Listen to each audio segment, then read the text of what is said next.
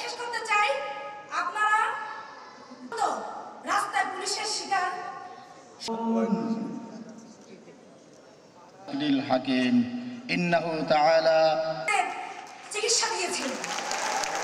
একটি আসলে পুঞ্জীবিত অন্যায়ের বিরুদ্ধে শাসনের কারণে যে চ্যালেঞ্জগুলো দেখা দেয় সেগুলোকে মোকাবেলা করে লিমান আরাদা আইয়ামাল্লাযীনা ইয়ামশুনা হে পরিশ্রান্ত ও ভারাক্রান্ত।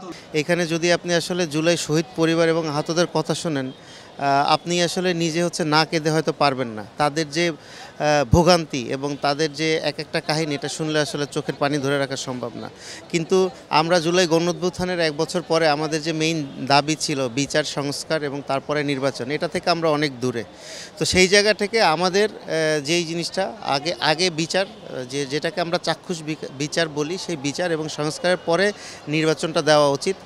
আর যদি প্রাপ্তির জায়গা বলি, প্রাপ্তির জায়গা হচ্ছে এই যেমন আমরা সবাই এখন মন খুলে কথা বলতে পারছি, আমাদের বাকস্বাধীনতা আছে, কোনো কিছু হলে হয়তো আমরা আওয়াজ তুলতে পারছি। এর থেকে প্রাপ্তি আসলে আমার মনে হয় না যে নাগরিকদের, আমার এই যে গত 15-16 বছরে বাংলাদেশের কোনো মানুষ পেয়েছে।